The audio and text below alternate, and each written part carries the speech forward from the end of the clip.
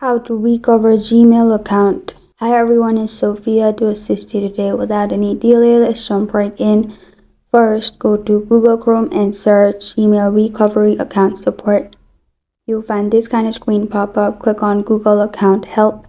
You'll find this kind of screen pop up. Scroll down and then click on Recover Your Google Account. Add your email, then press on Next.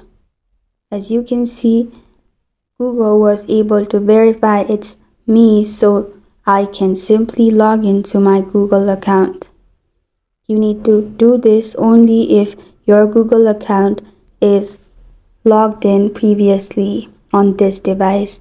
This is how to recover Gmail account on Android.